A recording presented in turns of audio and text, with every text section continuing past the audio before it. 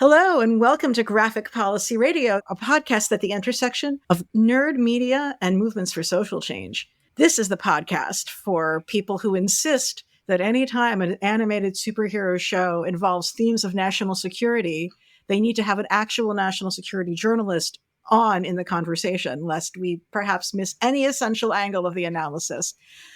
And that's right. We are going to be talking about the Creature Commandos this evening. Creature Commandos is DC Comics' new animated series on HBO, showrunner James Gunn. And as much as animated series that is derivative of Suicide Squad is the sort of thing that really should be on my radar. I actually had forgotten it was coming until I got a DM from the guest you'll be hearing from in a moment, who asked if I'd seen it yet. And I said, oh shit, I guess I should probably watch this. But joining me for the first time on the show is Nicholas Slayton. He is a Los Angeles-based journalist covering the, quote, panic beat, i.e. inequality, war, climate change, and protests. He is currently a contributing editor at Task and Porpoise and has bylines in the New Republic, American Prospect, and Motherboard. He is also the author of the Let's Do the Panic Again newsletter. Welcome to the show. Glad to be here. Very excited. I'm glad I reminded you that the show existed.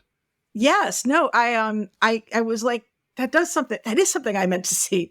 So I guess what I'll tell to our listeners is we'll be doing an opening conversation that is spoiler free to help you decide if you want to watch the show. And then we'll be diving into a full spoiler conversation about the entirety of this rather short season. It's only 7 episodes. It's all on HBO. But I'll open with this opening question, which was, what made you say, Ilana, I think you need to watch this show? I think we were on Blue Sky or something. We were talking about some horrible thing in the news. And it just happened to involve like a reference, I think, to superheroes from us going on a total tangent. I was like, oh, yeah, Creature Commandos is out. It's the first new DC Universe thing. Have you seen it? Because I wanted to talk about something that's not horrible news. Oh, yeah. No, that's legit. But also, like, this for folks who haven't seen or heard much about the show, like, again, it's from the director of Suicide Squad. I love Suicide Squad comics. That's like one of my favorite superhero series. I enjoyed the movie a great deal. I loved Peacemaker. Folks can check out podcasts we did on Peacemaker season 1. And that was pretty much enough to be like, yeah, this is worth watching for me.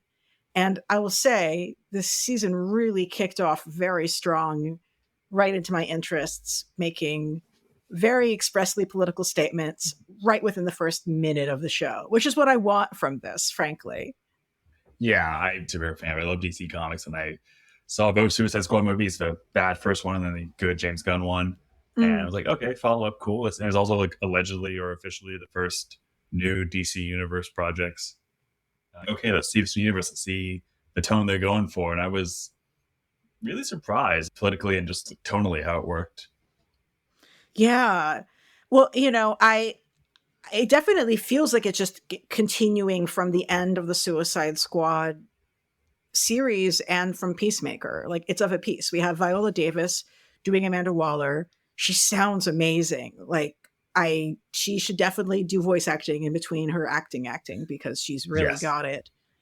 Her gravitas is like, there's just like quiet power in her voice it's very different from how Waller has been portrayed in other animated media, which I've enjoyed immensely, but I like what she's doing here. It's fabulous. And, we even have in the opening conversation how this is like picking straight up from, we've lost one Rick Flag, the son, and now we have Rick Flag Sr., who's basically doing his role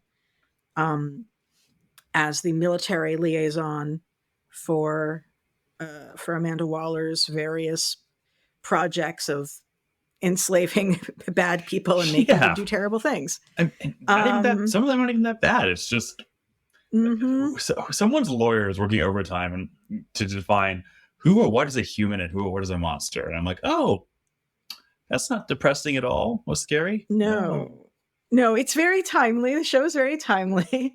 But yeah, like, it kicks off with clear statements with respect to what U.S. foreign policy looks like, which is, again, aligned with the critique that James Gunn makes in the more recent Suicide Squad movie, for sure. I mean, I gotta bless. And I mean, this is only a mild spoiler, but I feel like this is the kind of thing you need to hear in order to get on board with wanting to see the show. But, Amanda Waller is explaining why they're going to get involved in a conflict in a different country. And she refers to Pokolistan as being, a country that's one of their friends. And Rick Flag Sr. says, countries don't have friends. And she said, now, Rick Flag, true friendship is based on petroleum deposits. And I'm like, yeah. Yeah. I'm glad that we can just say that on, major superhero media now. For now, yes. So yeah, it opens straight with that. There's got it opens with a critique, with a wonderful satire of the Boogaloo Boys that lands beautifully. And then we get introduced straight away to our misfit band of misfits, which is a new cast of characters for the screen that we haven't seen in the screen before, other than Weasel, our beloved little furry guy from the movie. He did not die in Suicide Squad. Yep. Still can't swim, but he did not die. I know, my little furry guy. So yeah, we have a new cast of misfits who are forced to fight for their survival because they can't. They're not even promised freedom. The deal they get is nothing. It's you'll do this so we don't electrocute you. And it also addresses the fact that these are people who the state has decided are not humans and therefore expendable. The Belle Reve Non-Human Internment Division is a foreboding and very real sounding name. Yeah. Well, and maybe we'll get into this later on, but not to question anyone's personhood in this, but for some people who are weird super science experiments, and there's some people like Dr. Phosphorus who was no, it's a human who got heavily irradiated, and somehow they're all seen as the non-human people who need to be in prison. It's okay, this is a very vast and vague legal status that they can put you in. Yeah, definitely. And Rick Flag, supposed good guy, rolls along with that because he's following orders. So what we get is a story of, ragtag commandos sent abroad to do U.S. interventionism on behalf of U.S. oil interests. And then there's some Amazons, some decisions are made, there's espionage. A lot of flashbacks. Mm-hmm. And we basically pivot from a very political story to something that is more rooted in individual character studies of the cast, but still has some strong political themes throughout.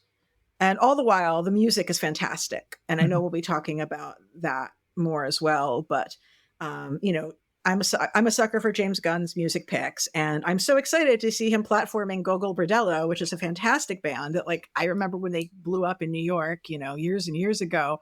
I like that they're kind of coming back into people's awareness now. And it's not just through the show. There's been a resurgence of interest in them in part because of the war in Ukraine. They're a really great Eastern European folk music flavored punk band. And they have multiple songs in the show. They actually briefly appear on camera, so to speak. The animation of the creature designs is really attractive. The animation budget, 2 episodes ago in the podcast, when we were covering Lower Decks, my guest, John Arminio, pointed out that they actually are reusing frames in some of the character walk and movement in this. But I actually feel like they buried some of the corners they cut pretty decently. Certainly you have good character design, and there's some amazing animated acting, especially with the robot, GI Robot. Yes. At no point do they betray that this guy's face is made out of metal, yet they can convey so much with the limited expressions that he can make. GI Robot is both equally the best animated character on the show in terms of acting. Like you said, it also is, and the hero we need, really. Let's be real. It's true. American militarism brackets good.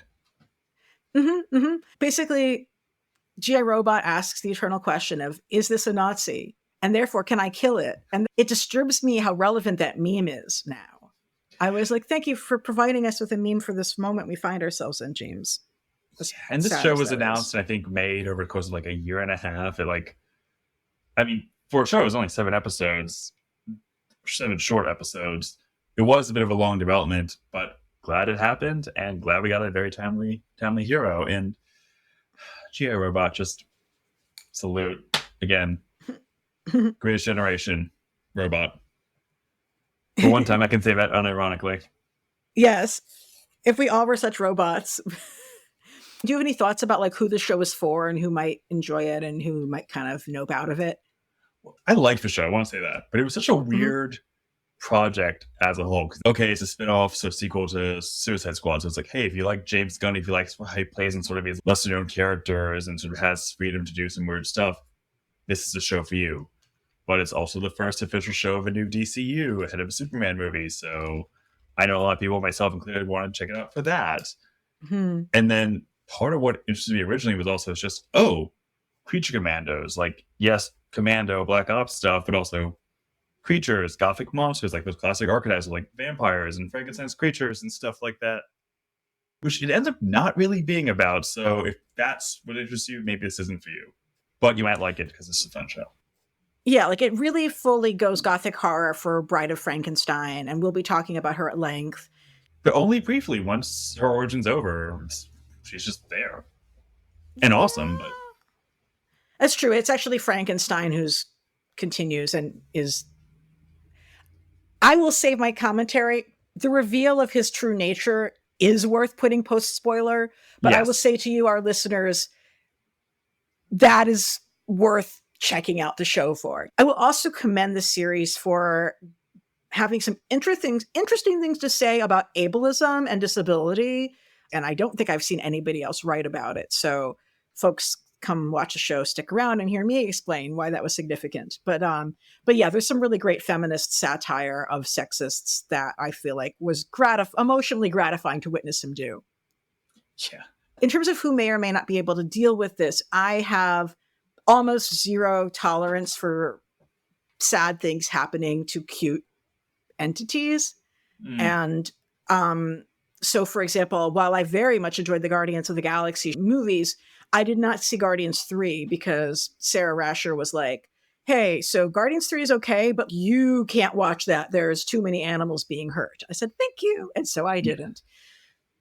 That's fair, because that movie is great, but yeah, I can only watch it once, and I don't. Yeah, and they were like, I don't even think he's doing it flippantly. It's like with merit, and it's a real thing, but it's not for everybody. There's an episode of the show, the one that's focused on Weasel's origin story, that I only would watch once, but I'm not telling people not to. Just like, be aware, it's hard. Because there's a question of like, is it exploitative to like use a furry animal to make a point like this? But I feel like it earns it, even though I think for me, it's a bit of a shortcut to get me invested in caring about your monster. Yeah, well, it's also, it's like the classic James Gunn thing, right? Because when you meet Weasel in Suicide Squad, the quick thing is like, yeah, he's not harmed. He's always, well, he killed like all these kids, but he's fine. It's like a very dark joke. And then here it's like, oh, we're going to actually go into that. And yeah, you're going to be sad about this weird, funny Weasel creature thing. Yeah. And it's easy to make me feel sad about that. But otherwise, and that's not the only thing, which is, I definitely teared up also in the finale for sure. But I don't think it's a show that is like just there to like make you cry and get cheap points off of it. I didn't feel emotionally exploited, except maybe at the margins around the Weasel thing, which again is, I think most people would probably be okay with it. There is some nudity, which is well earned. I think we as a people in society deserve that. But mild nudity, like I don't even know how to classify it. And there's some violence. There's some graphic violence. Oh, very graphic violence. Yes. I was more surprised by the nudity than the graphic violence because of this is the world we live in. Fair. But, it's definitely an adult animation show, which obviously means I think 13 and up is fine. I don't have children, but let's also talk about how this is the reality of how you and I probably watch television as teenagers. Yes, that's it. But it is not a children's show, certainly. No, like it's why it's a strange project. It's just like, it's it's accessible, but it's not the most like four quadrants, like here's your gateway show kind of thing. No, but it also does feel so at peace with Suicide Squad #2 and Peacemaker. I mean, Yeah. If you like Peacemaker, this is a show for you. That's the best hook I can think of. Yes, that's a great way to get right to the point of it. And like multiple female protagonists, certainly the character who comes closest to being a series protagonist, even though a lot of it is covered early on, she remains very much the driving force, is like a woman character. And if that's important to you, then you will receive that in the form of the wonderful Indira Varma. Oh my goodness. I said G.I. Robot was like the best character because, well, anti-fascist robot super soldier, yes. Mm-hmm. But Indira Varma as the bride is truly a great performance. Like, that is a fully realized character and compelling character. And I'm surprised at how much, like, even though the show is essentially a lot of character study stuff, I was surprised at how compelling the bride was throughout the show, not just in her origin episode. Yeah, it's a tremendous performance from her. I mean, all of the voice actors are amazing, but Indira Varma really runs away with the show. Is there anything else we want to hit before we go to spoiler-filled conversation? Yeah, I will say this, that like I mentioned earlier that like incidentally this is kind of the gateway of the first show of the new DC that James Gunn is like masterminding, and it isn't like necessary in a weird way. It's a very kind of standalone thing. If you want, I think if you're just looking for like, hey, what's something I can watch maybe in one sitting, maybe over a weekend, I don't need to worry about what's next. I have to watch something else to understand it. Like, it's surprising. Like, yeah, we loosely reference the events of the Suicide Squad. But it's like, okay, you can just watch this. You don't even need to know Superman or Batman or what's going on, or who's canon or whatnot. I think that was nice. I think that was very well done. I mean, like, there's going to be a Sergeant Rock movie allegedly, but like Sergeant Rock is in this, and you don't need to worry about the events of the movie that may or may not come out. It's fine. And we are aware of how World War II ended also, so that's fine. So, it ended with the good guys winning. Well, the Nazis losing, at least. Yes. And I did think that the flashbacks to the World War II was wonderful. I enjoyed seeing that. Well, we are going to now go full spoilers, but I think I would say that like I liked the show a lot, but not without reservation. Yeah. I'm glad I watched it. If I didn't enjoy it, I wouldn't bother doing a podcast where we talked about it. It's not like at the level of like Peacemaker, where I was like, this is the only thing I want to talk about for the next several weeks. I did kind of feel that way about the first 2 episodes. And then I think I lost a little bit of, but again, we're talking about going from like, oh my God, this is amazing to, oh, this is good. Exactly that. It's still high praise. It's still high praise. I don't know if this is too spoiler or not, but like, it's 7 episodes. I think it's basically 2 episodes of plot stretched out over 7 episodes. And it starts off with such energy and so much great stuff. And like, okay, I'm here for it. And you realize, oh, this show isn't going to be at that pace or like that dense of a show. Is going to be, like you said, a character study. Yeah. And I love character study. Just not, it starts off in a way that the show does not end up being. And here's the thing. I think with a lot of shows, I am happier when it does character study because the plot pieces of it are not that good. But I loved the plot setup for this so much that I actually did want more of that because I liked it so much. Yeah. Does that make sense? Agreed. No, 100%. And now we'll go to full spoilers as I make the final point about that, which is that pause. Drink your milk, come back, remember full spoilers for the series. In the final episode, I felt that I did not like the plot resolution for it. I felt like it was really unsatisfying, actually. Oh, massively. And confusing. And as well, obviously not to the extent where I felt like I had wasted my time. I don't know why people, I can't imagine watching a show and enjoying it and then deciding that based on the finale, you wished you hadn't. Like that I don't get that. But it was definitely, the pivot over what was the princess's plans, it didn't quite land for me, and it doesn't. And it feels, I rewatched the series, it feels almost contradictory to some of the other things that the series set up. For example, in the scene where she is being chased through the palace by the Boogaloo boys, and she has to shoot a couple of them, the way she panics after shooting them, it's like, of course she's panicking because her life's in danger. She's, she could get raped. It's terrifying. But her response to shooting them is the response of somebody who has also like never thought about shooting people before, has never shot someone before. She's like, oh, fuck, I killed somebody. And that doesn't feel like the reaction that someone who was planning on like killing millions and millions of people would have upon shooting two guys who deserved to get shot. You know what I mean? Oh, yeah. The first 3 episodes are, it's the first mission. They go out there. It's like, we got to protect the princess and also stop Cersei, who is actively invading this country with the help of these incel Boogaloo boy types, even though they don't really do much until the bride runs into them. I was like, okay, cool. They do that. And then you get the twist of, no, the princess is the villain. She has to be stopped. And you have 4 episodes that's kind of, okay, they got to go back to the country and stop her. But like, what she's up to, you don't really get.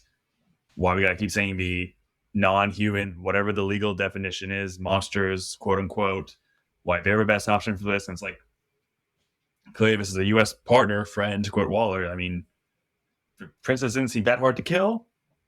Really? It was very strange. It was like, what's the actual plot here? And why should I care at some point? And whose motivations are what? At least like the bride gets something, Flag gets at least interesting to do. But if you're trying to say something about U.S. foreign policy, not really there. If you're trying to say something about monsters or specific monsters, it's not there. If you're trying to say something about like, I don't know, monarchies, it's not there. Yeah. It's a great character finale for the bride, but that's about it. Co-sign Still you fun there. Show. Yes. Agreed. I completely with everything you said. I love that we get 2 kinds of, love is the wrong word. I'm glad that we got to see 2 different types of incel loser monsters, both in the like schlubby, like Boogaloo boys who are useless mooks, henchmen who get just wasted. And you have Eric Frankenstein, who is just the biggest creep possible. And he's just always getting like anticlimactic ending to a story. Yes, very satisfying to point out that this weird incel creep is unimportant. Also good. Yeah. Like narratively a little frustrating, but as a point to be made, loved it.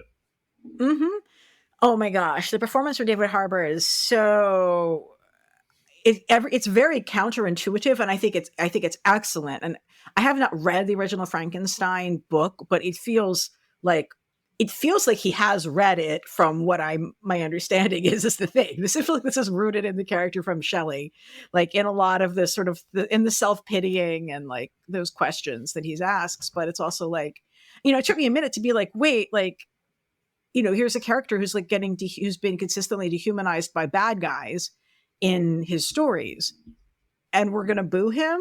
But it's like, no, he fucking deserves it this time. He was a Nazi. Like, it's canon that this Frankenstein monster creature, Eric, whatever his name is, was a Nazi.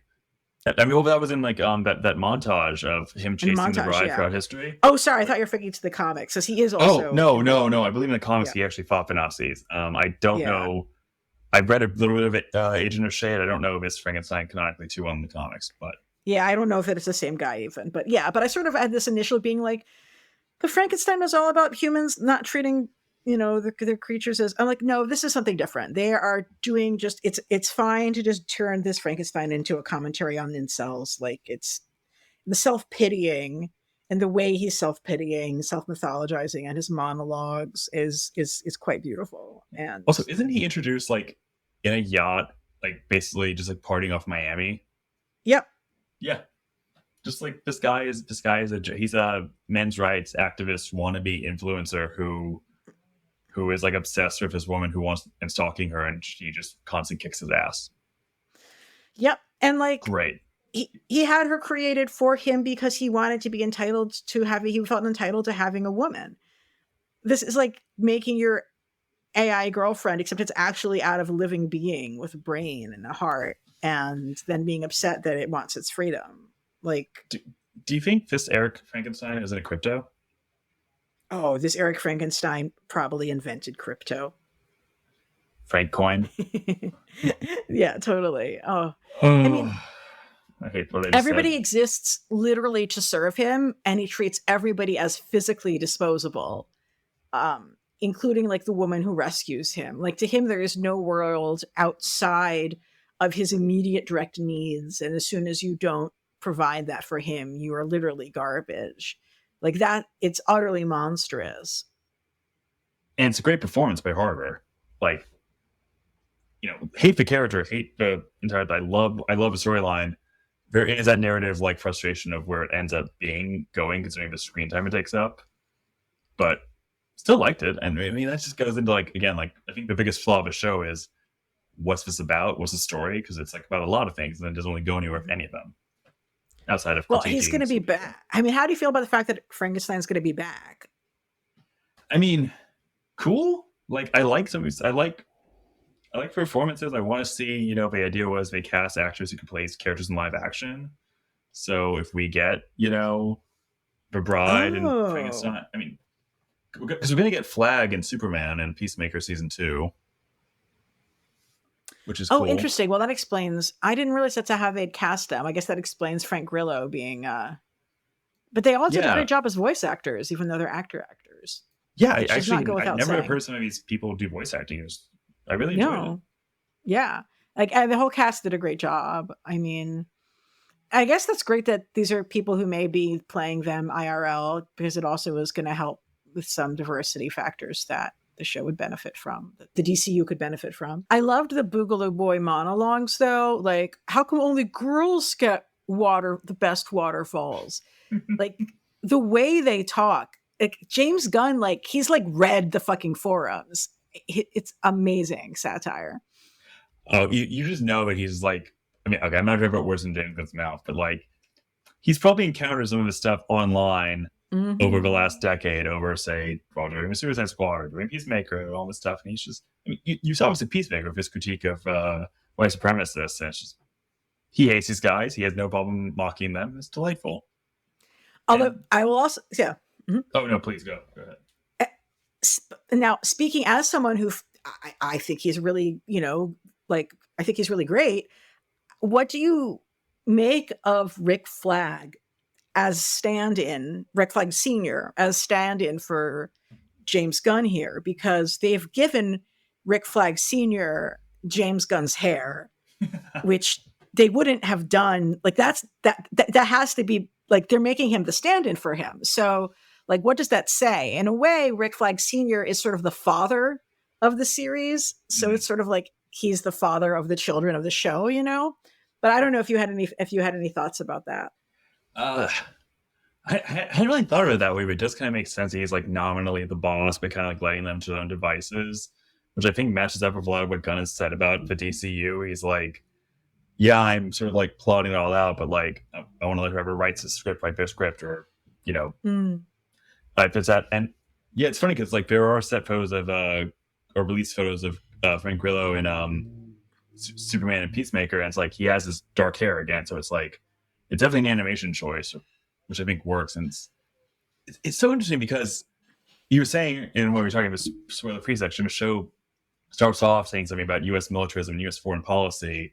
You have, a general, not Colonel Rick Flag Jr. from Suicide Squad. You have General Rick Flag Sr., and he's kind of a normal guy who's also not. He's like fully capable and dangerous, but he's not in control, which is. It is one of those things. Like I was wondering where Gunn was going with this as a storyline, as a point, I should say. Oh, that's true. That's interesting, and it's true. But fun character. I like that he was kind of the fake out protagonist. So give me the Bride, the protagonist. Mm-hmm. Yeah, that was neat. That was really neat. And the knockout fight between him and Dr. Phosphorus was great. Oh, that was something. This is a total nerd in me for a moment here, but like forgetting the foreign policy and all that stuff. Like I love the action in this show. Like especially because it's, again, it's the first theme of DC is like, how are you going to do the action? You're going to make it ultra grounded, whatever that means. You're going to go over the top of powers, and like that fight, the Bride versus Cersei, it's like, oh, you're having some crazy good action. I want more of this. Give me some more of this, please. Yeah. Every line Dr. Phosphorus delivers is like, I mean, Alan Tudyk, what a fucking talent. Like, he nails it. And there's things that he says that he makes funny that I don't even know that they would land as jokes with other voices. Do you know what I mean? Yeah. I mean, it's I think it was like the second to last episode where he like basically like he does the Venture Brothers thing where like the car thing is going towards him, and he's like puts his hands out and catches it. Mm-hmm. It's like, yeah, this is amazing. I love this. This is utterly violent and delightful, but I love it. Yeah. No, it's Dr. Phosphorus is I was glad that they gave him more to the surface, and you're like, oh, he's like this because he lost his mind. And I mean, ultimately, you know, I think a big theme of this show is that like none of these people are actually monsters, right? They're people who have had terrible things happen to them, which doesn't mean that they don't also do terrible, violent things to other people, but they all started as people. Yeah. Who were made monstrous by society or by corruption or by evil or by powerful people, etc. The cops, that comes up a lot. Mm-hmm. The show is a very strong critique about the police. Oh, I mean, yeah, for real. Even more than foreign policy, it's very much an anti-cop show. Yes. Yes. And I mean, everything with the finale with Nina, you know, I was kind of thinking like that her ending would kind of be similar to how with Weasel, where it's like they don't understand he's actually not to blame for the horrible thing that happened. They, you know, take a look at them and assume the worst. And with her, it's not even that. They arrest her for being alive. Yeah.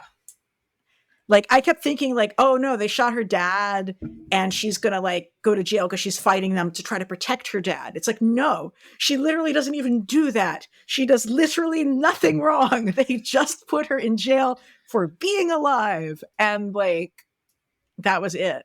Right? Yeah, that was it. The strange, what was I forget the term, like the Star City creature, they try to catch her. And yeah, then she's just put in a tank in a van and driven off, and presumably sent straight to Belle Reeve's Task Force M sections. Like, they literally like just abducted her for no reason. Yep. Teenager. Yep. Yeah. I mean, you can assume that Dr. Phosphorus got like how the bride ended up there. Forget they said that, but like Jerry Robot was he was arrested for killing a bunch of Nazis. Yeah. Justice system at work. Yeah. Cut it out, they get in trouble.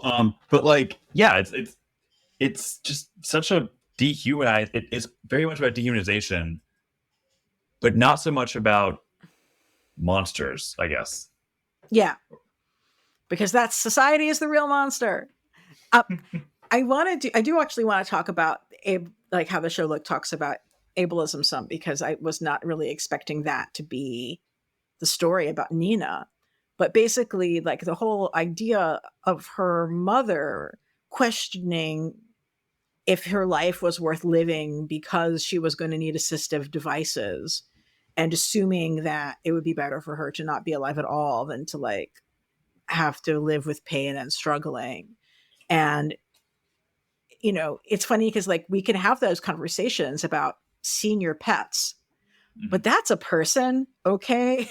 Like, this is fucked up. This is fucked up. And the point that her father makes about like, she's, you know, the mother is like, well, she doesn't look at me. He's like, you don't look at her. Like, she's not treating her as a child just because it hurts to see her and to see her in pain. And that's not an excuse to not actually like engage with her. And then once they figure out how to help and make her adapt, it continues to be like the rest of the world creating problems for her. Like and had her father not sent her to a school full of asshole kids, you know, there's no Professor Xavier's school for gifted kids in this world, so she gets sent for worst teenagers of the worst people in the world in terms of social interactions. But like, I just would want to be like, did your dad not know? Because can he like pull you out of that school and try to find some other solution? Because um, it's so monstrous what happens with her, and her feeling like she has to leave because she's a burden to her father. It's so heartbreaking. And I'm so glad, like, and then he gets to say to her, like, you were never a burden. Like, this is all stuff that like people struggle with when you need assistive technology, whether it's medication, prosthetics, additional kinds of support, in order to function. Like, you get the sense that you are being a burden, and like it takes a lot to sort of make the point to like that's not, I don't see you that way. And I wish that she had articulated that fear in a way that her father could have been aware of it, so he could have assured her sooner. I agree. The fact that he was able to give her that reassurance, even briefly at the very end, you could tell was such a important, informative moment to her, because you see her extend a lot of that kindness to others, especially G.I. Robot in his flashback episode. I love their friendship so much. I mean, Nina. I love when he says, G-Robot has been waiting for a friend to kill Nazis with for 75 years. And that's such a great misdirection, because he's killed Nazis in less than 75 years, but he didn't kill them with a friend. He had to kill them alone.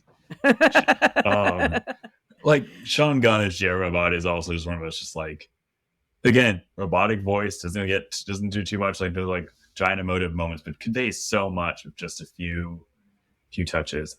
He's really excellent. Like, there's no nepotism, which is one other thought about the disability factor is, the woman who rescues Frankenstein is blind, and she's very capable. She gets by. She literally saves Frankenstein, right? So she's like got her life, and she's going out of her way to help him, and she's so generous with him.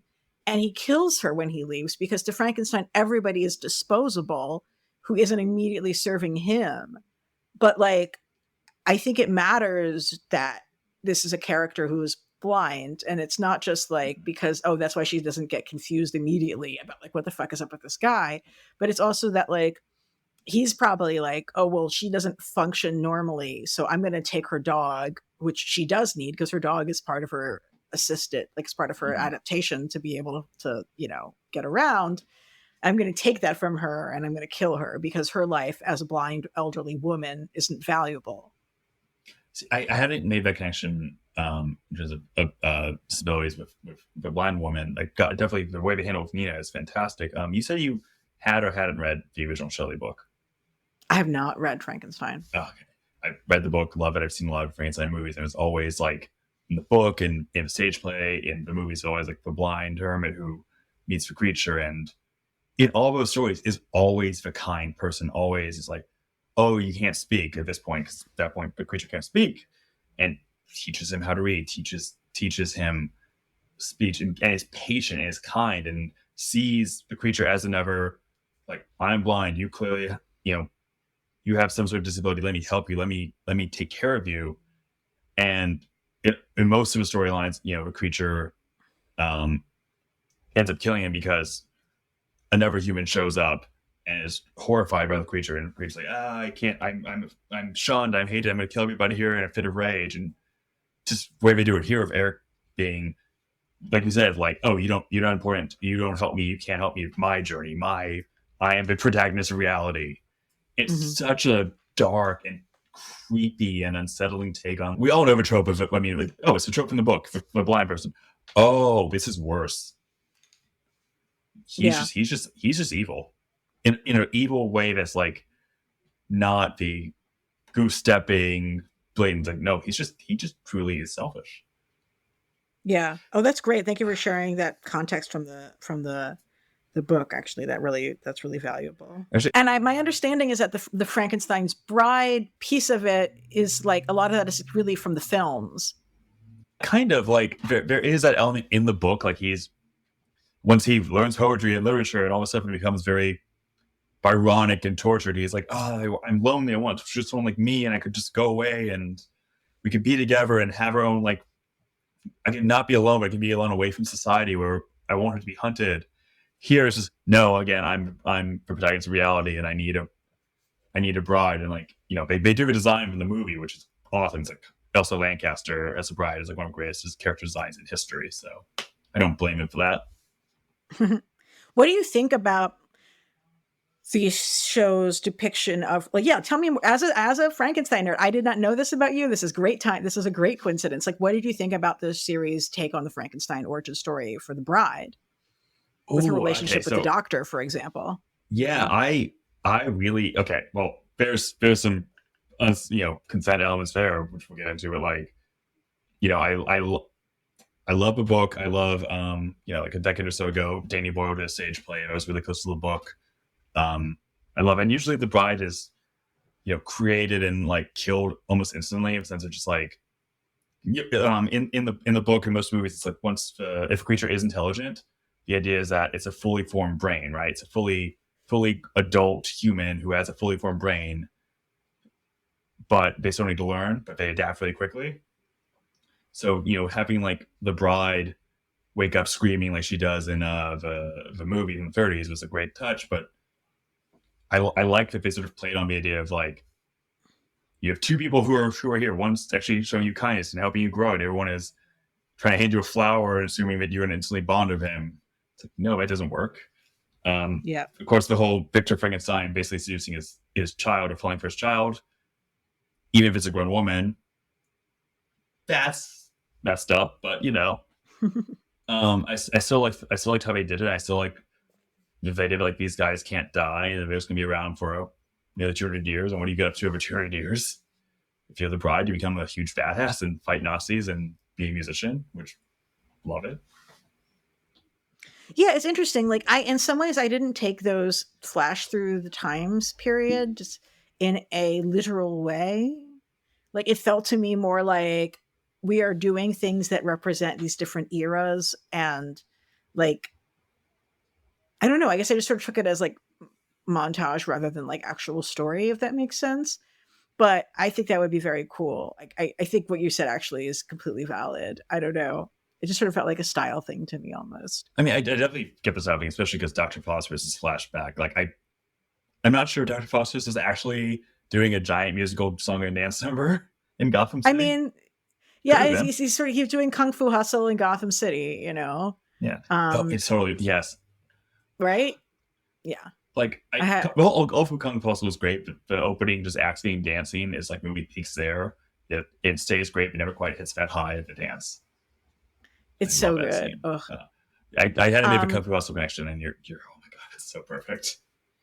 But maybe the flashback was literal. When it got to World War II and she's like an Eastern European partisan and he's in the Wehrmacht or the SS, I'm like, oh, I'm gonna take that literally because he seems like he would do that. Yep. No, I'm with you.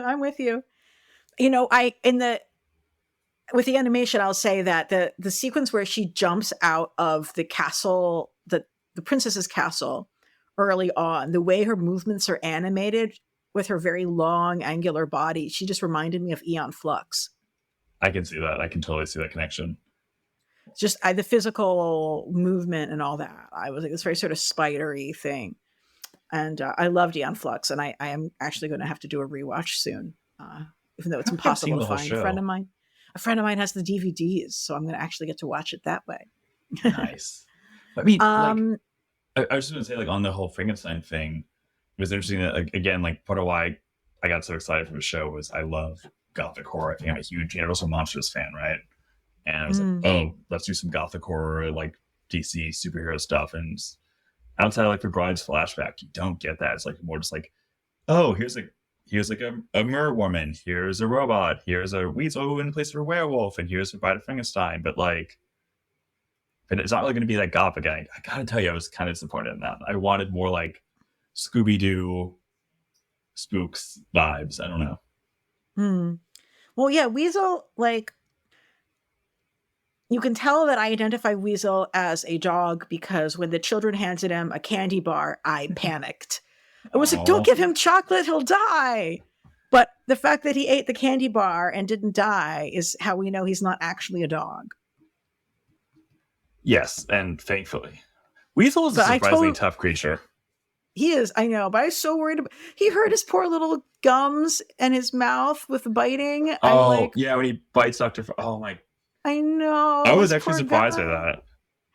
I'm worried about his, I mean, he seems like he's fine, but it hurts me. I need him to stop experiencing pain. But yeah, like we really have no clue what he was, what he came from, how he came to be. We just know that he did not kill children. He tried to save them, and that cops cared more about attacking him than they cared about rescuing children. Like that last little girl he was dragging out would have survived if the cops hadn't shot him. Yeah, I'm just sad now. That episode was so sad. I cried. It Like, was really rough. He just wanted to be good, and he tried to save those kids. It's like really hard, even though he's technically not a dog because he can eat a chocolate bar. Like he does not have he's still kind of basically a dog, who can beat up an Amazonian sorceress? Which, and it's just not fair to treat a dog like yeah. that. He's not Okay. he doesn't, You you know. Yeah, well, you asked this earlier, and like, who is this for? Who is this not for? If you're someone who like has trouble watching like any movie where a dog dies or gets hurt, like you cannot watch John Wick, even though the entire premise is he's going to kill one who killed his dog. You might not be able to handle the show because Weasel is just very. You instantly feel for Weasel. That was the hardest piece of it for me, but I'm not going to rewatch the Weasel episode No, ever again. like it's funny because like we were saying, like it's a character study. Like it basically becomes every episode is a character study once they defeat Cersei.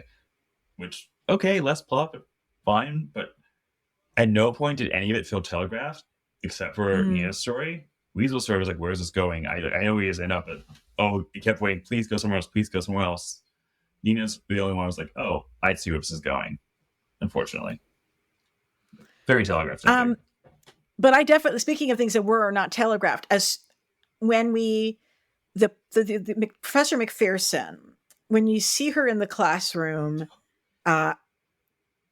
saying like, you know what you're all thinking about Amazon at the mascara, like, oh my God, it's just lesbians. And I was thinking like, this is what right wingers think liberal arts university professors are like. And I said to myself, I think James Gunn knows that that's the negative stereotype. So I'm pretty sure that that's not really her. And I was right. So I'm like extrapolating from somebody's politics. I was so wondering where they were going with that. I was like, something is not right here. Is it this guy? What is going on? I was not expecting that. I was like, I don't think, maybe I'm giving him too much credit, but I was like, I don't think in our current environment, he would be having like a liberal arts university professor behaving like that, if that's really her. Because it really is like, that is how right wingers see them. And of course it turns out it's Clayface and he's just like this because he's a pig, you know? Yeah. Not tortured artists like in Cape Crusader or Clayface. This is just no. So he's a kind of just a pig. Like that's the best way to describe him. Like the junk food. Like James Gunn is, and he's very scary. They do a great job with his powers. But I was just thinking, like, man, I would have loved to be in that Themyscira college class. That would be the place to be. You know, okay, maybe this isn't like the bigger picture of like themes or whatnot, but I loved how the show just kind of like established the world is as it is. Like, you know, Themyscira exists and like people know about it. They may not be like travel to, but they know about it. Like superheroes exist, creatures exist. Like it's just okay. Polokistan has flying knights. Okay. It just kind of treats it matter of factly, which I loved. Like, can you imagine the college classes you could get in this world? Like applied super sciences, totally. Or, you know, astronomy for the Kryptonians. I don't know. Something along those lines. Yeah, yeah. Get weird with it. If you have that, get weird with it. Go all in. I like. Let's talk about the scenes and let's talk about Pokolistan. I am sort of delicate about how people portray Eastern European countries in media they made for Americans and for the West. I think that the stereotypes get laid on really thick and it can be really cheap. And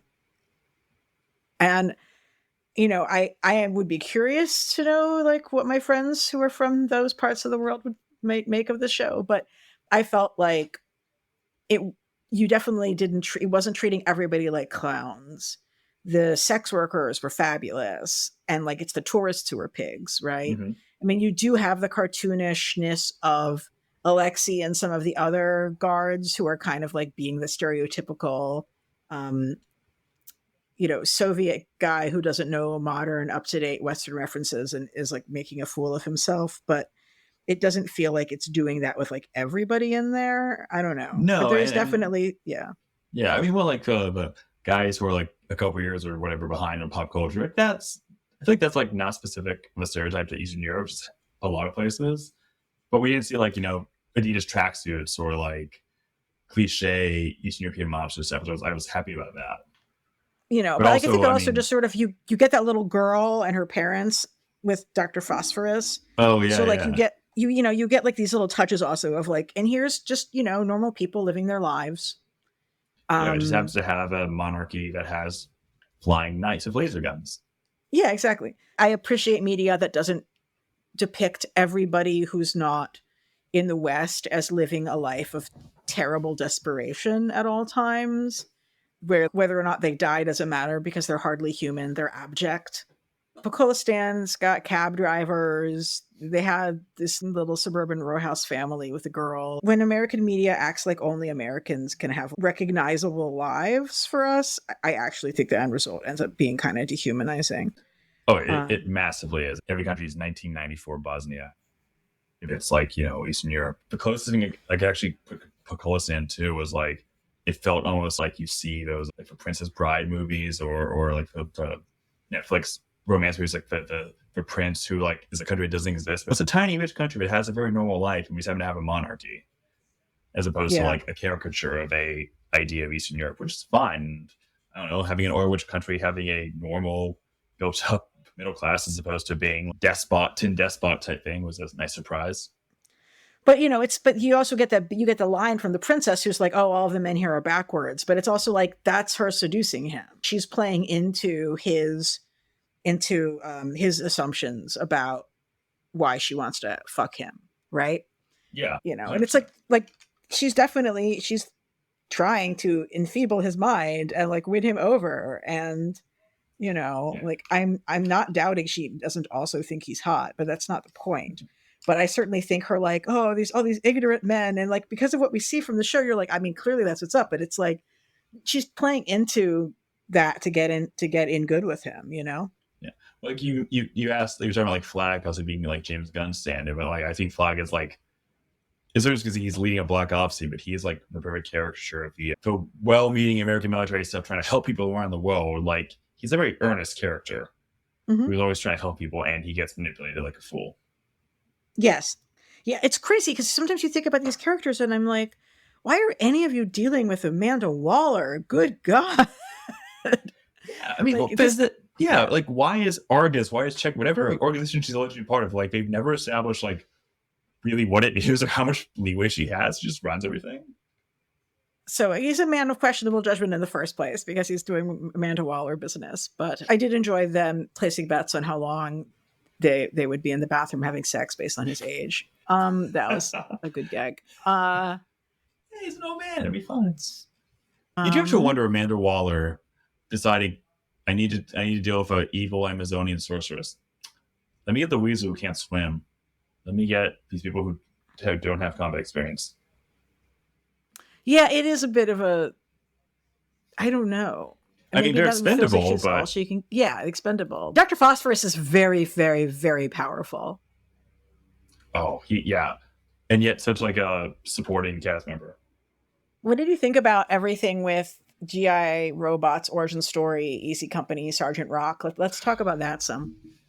It it was like great on like so many levels, just because it hits in a few ways. Being a nerd that I am about that, I'm like, ooh, this universe has history to it. There's been weird stuff since at least the 40s. I'm here for that. I love that. I love when Yeah. comics get weird for history. I was not expecting to see Sergeant Rock Easy Company at all. Like I think it came out right after the movie was announced. I was like, oh, they're actually showing up, and just it's great to see hellish warfare just happens to feature an unkillable machine gun armed, literally, robot who just wants to kill Nazis.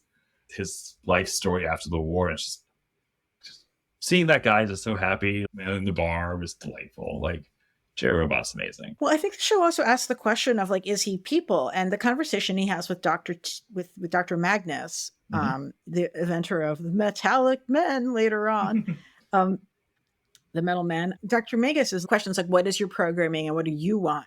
And the fact that his answer ultimately is like, I want to be with my friends while killing Nazis. I think it's like a nice way to sort of split the difference between like programming and being a person, you know?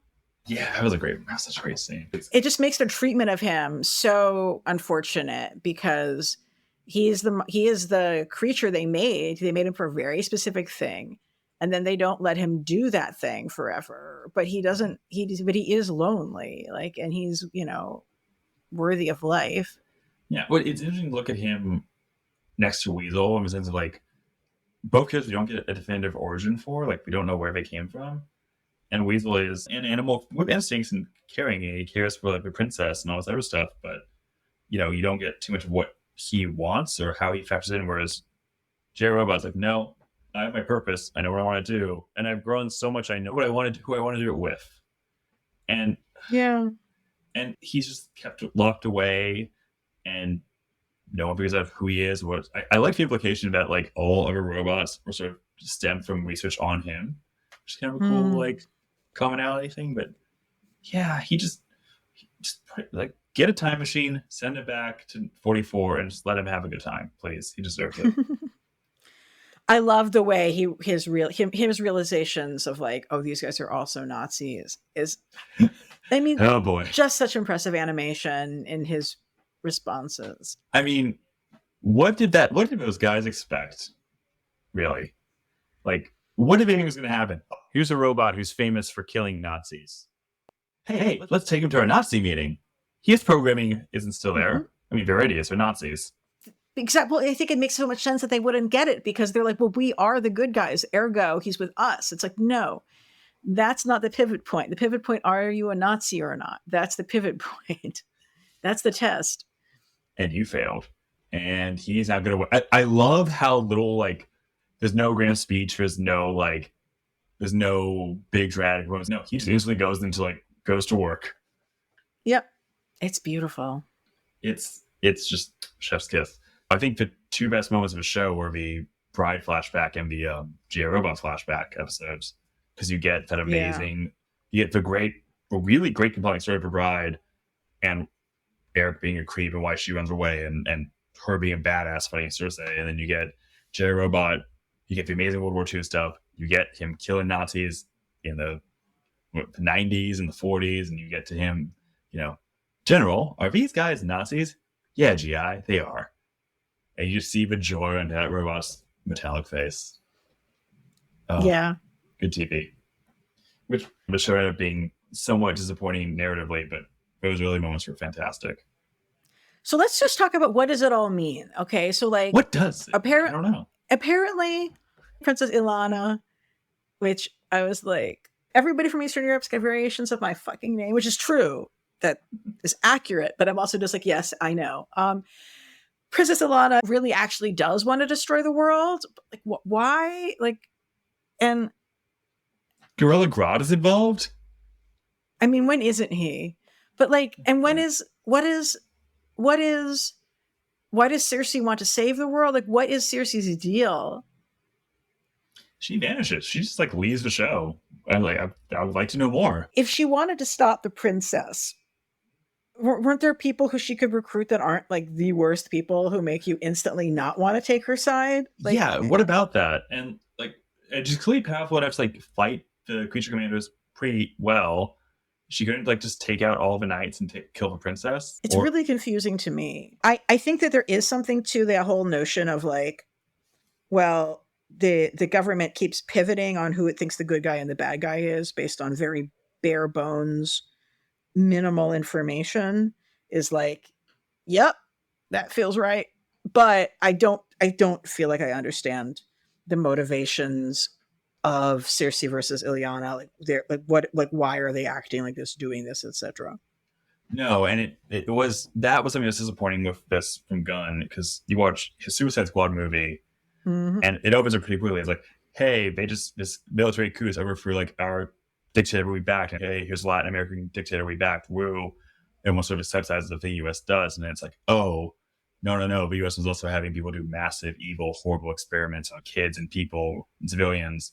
And that's what makes Rick Flag Jr. snap and go against the government. It takes like a thing you already sort of know and then really makes it worse. And you get that wonderful rage that Joel Kinnaman does as Flag in that movie, which I loved. One of the best parts of that movie. And here, like you said, it's like maybe a bit of flip-flopping of who the good guys, but it's also, you're not giving me enough to care. You're not giving me enough to be angry or sad or anything. And you know, like I said the show is basically 2 episodes stretch of plot across 7 episodes, and it felt that way because they defeat Circe, and she's like, no, actually, the princess is evil, and you get that vision. She's like, oh, that's cool. I want to see how this plays out now, and then they don't do much with it. Which had a good time though. Yeah, like if Circe was trying to win this, like she went about it in such a wrong way. Yeah, why not recruit the heroes who we see all dead in the vision? Yeah, it's very confusing to me. And how did Ileana Princess meet like Clayface. And everybody, like, and because they're isolated country. So yeah, like what is that? It just doesn't add up in a way that disappointed me because there was so much there to be had. Yeah, and like even the final episode, like obviously a lot of it is Nina's flashbacks, which again, great, well done story. But you know, you're watching the flashbacks play out, you just can sort of tell that Nina's going to die. This is rough, yeah. But it's also it's all leading to a plot you can see telegraphed, and it's like more like, well, where's our big plot reveal? But it's it's your final episode. I need something more, and like I don't need a giant exposition dump, but I do need something meatier that will make this hit harder. Yeah. So I just want to understand that part of the geopolitics more, because it feels like he thought a certain degree about the geopolitics and then just stopped caring about it. Yeah, but the show started off as was not what the show ended up being. Can we talk about how great it was when the bride just shoots Frankenstein in the face on first sight? Yes, that was great. It's not really an important moment. I just love that. All that build up, all that storyline, and she just instantly just shoots him. Doesn't care, doesn't react. Just, I hate this guy. Interior of Armor was fantastic. One thing I did appreciate was, and yes, caveat of straight white cis guy saying this, but I did appreciate that the women were front and center of the show, and you have that whole great episode with sex workers and just I'm blanking on the character's name, but the madam who's played by Shorea Gadashlo, and you have the bride, you have Nina talking. It's just this great different perspective conversation. It's really just good dialogue in the show. Yeah. And any time that you're like, here's sex workers, they're people. And that was like, kind of feels like a reasonably liberated depiction of all of that. They help him hide from the cops too. And that it's the tourists who are coming and like treating them like that, That was actually a moment I'm really surprised by. It was like, we were talking about depictions of Eastern Europe. It was not that. It was ugly American tourists or British, I forget what they were. But I like that part a lot. And the show was pro-sex worker, anti-cop, I would suppose technically anti-US foreign policy, but doesn't do much with it. Yeah. Which, again, like I think the show was on a lot of the right stuff. It just kind of, it just never really came together cohesively, narratively. Yeah. I'm looking forward to season 2. I didn't find myself as excited to do a rewatch in our prep for this as I had wanted, that I thought I might have been, because I was thinking about the weight of watching some of the sad stuff again and how rough that would be for me. Yeah, I did not rewatch the Weasel episode. I rewatched the finale again. Yeah, I rewatched the finale again, and even that was hard because of Nina. That's fair. I just want to rewatch the second and third episode, the Bride and Tin Man episode, because that was just the show at its best, I think, in terms of like plot density, action, doing stuff, and killing Nazis. Like, I get there's going to be season 2. I like that. I want to see these characters. I want to see these actors keep playing these characters. But I'm also just like, you're not really a commando black ops show, military show. You're not really a horror gothic monster show. I don't know. I'm trying to figure out what the show is trying to be. And I watched all 7 episodes and I don't know yet. And we have the new Yeah. cast for the next season. We got King Shark. We've got that bat-like woman. I'm glad to see G.I. Robot is back, which is very valid to have him come back. He will never die. He will just keep coming back to kill Nazis throughout history, throughout the future. I can only hope. He better. Oh, that'd be beautiful if that was the case. Be eternal Antifa robot super soldier. He's my guy. The hero we need right now. A hero for these times. I could talk a little bit about music more. Yeah, I mean, if you want, because I'll be honest with you, I like music. I'm not like Go-Go Bordello. I know of them. I know a few songs. One of the things that I truly appreciate about James Gunn is that he believes in educating his viewers about music. He doesn't just pick songs for people to be like, oh, I know that. I think, oh, I know that it can be really cheap. And there's so much music in the world and people are so deprived of like learning about interesting things, basically. So I really respect the music soundtrack work he did for this, as well as, I mean, really all of his projects that I've seen. And so yeah, Go-Go Bordello was a fantastic band. One of those absolutely killer, high energy, wild party stage shows. Oh, you might appreciate this. He does an anti-Putin song on the new Ministry album. Oh, I love that. Yeah, it's Ministry, so it's like it's good. So yeah, that's I gotta hear it. I gotta check this out. It's the team up for me. But yeah, so Go-Go Bordello was wonderful, and I like that he goes back to that well because it does sort of have the tone and style of music for that setting. But then I noticed that the credit songs, they change from episode to episode. The first episode ends with a song by Korpiklani, which is a folk metal band that I got to see live, and I will tell you, okay, that is the only metal concert I've been to where people started breaking out like square dancing kind of, because like we don't really know what else to do to this sort of tempo of music. But it's like literally, so Pagan Fest, I mean, there's many different metal shows called Pagan Fest, but some of those metal shows called the Pagan Fest are folk metal bands from around the world going on tour together. And they were playing with one of the ones I was at. And Korpiklani is just a ton of fun. We actually had their song Vodka on our wedding playlist, and it didn't end up getting played, for which Frank will never fully forgive me. I don't know why it didn't end up getting played, but the lyrics are like, vodka, drinking is good for you. But it's, but this is because they're not Slavic. Korpiklani is from Finland. And so folk metal is a kind of metal that combines folk music from different parts of the world with metal. So their music isn't like Balkan. It isn't Ukrainian. It's like Finnish and metal. So it's got, that additional culture stuff. We have known the challenges of Amanda Palmer since before the Neil Gaiman stuff became finalized in recent weeks. But when Corn Operated Boy came on by the Dresden Dolls, I had this moment of being like, oh, this is more complicated now than it had been, because I was like, shit's going to go down. And then shit really did go down. And now we all have a lot more information than we had before about the ways in which Amanda Palmer is complicit with the sexual abuse that her husband does, or ex-husband did rather. But anyhow, I again, all of music I didn't know. I thought like it so perfectly fit the setting, the tone, like, the show aesthetically didn't go all gothic horror like I thought it was going to go. With music, just had a good energy. And the James Gunn is pretty good at like doing the unconventional is the wrong word, but like he's not going to do like easy picks.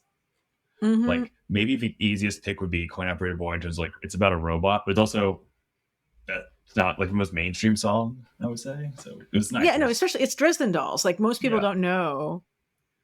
And that's like the most like on the nose song you can think of in the entire soundtrack. I'm looking at the article I sent from Screen Rant that had every song listed in it to see if there's any other names that I quite grasp here. I know some of the names, like I know some Go-Go Bordello, but I don't know a lot of the music, and I know of them, I should say. But you know what? It was great. I had a good time. I mean, I enjoy watching the show. I felt good. I watched it. It wasn't my adventure Superman.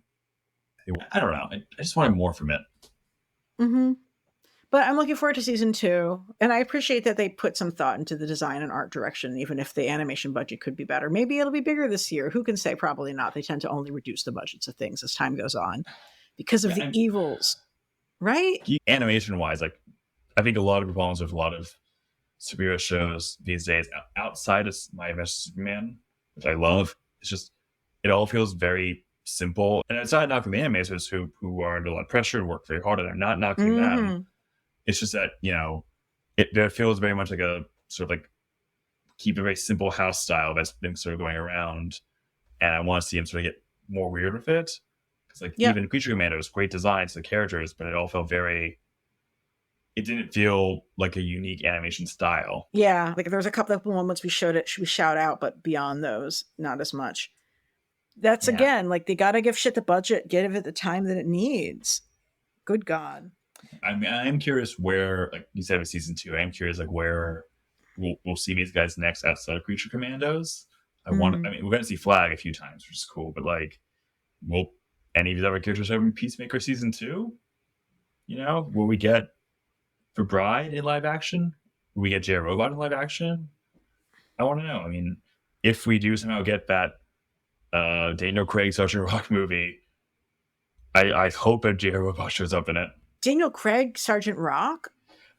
It's not been fully announced by James Gunn, but it was like a trade, like Hollywood Reporter, Variety, Deadline, those places announced that I apologize, I'm going to butcher the name, but Luca Guadagnino, I cannot say it. Challengers, Point by Your Name, that guy. Yep. That he and Daniel Craig, as a follow-up to Queer, we're going to do Sergeant Rock for DC.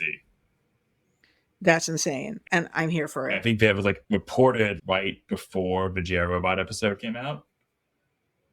And so I'm like, does that mean there's a chance that we might get G.I. Robot in live action? Well, CGI, but in a live action movie. I want that.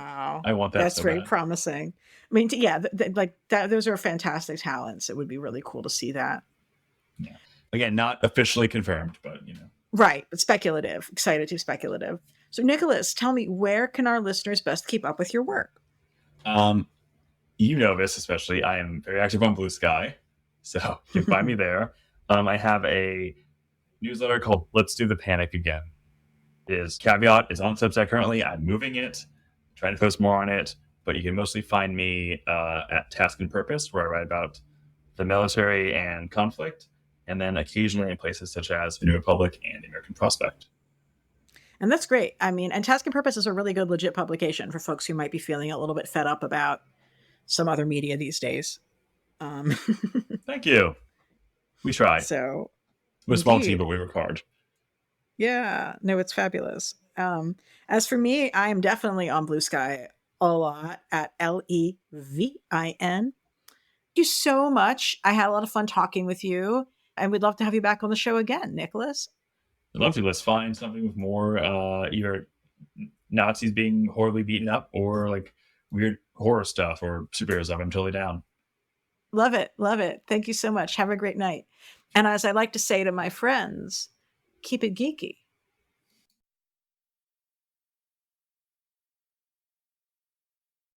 Hey, thanks for watching the previous video from Graphic Policy Television. Just by watching, you help support our site. Thank you so much. Now, if you're watching these videos, you probably care about geeky things like movies, television, comic books, toys, games, video games, you name it. You can go and subscribe right now to our YouTube channel to stay in touch and catch all the new videos, or check out our website at graphicpolicy.com. There's a nice link on this end of the video. But as always, thank you for watching. Keep on rocking and keep it geeky.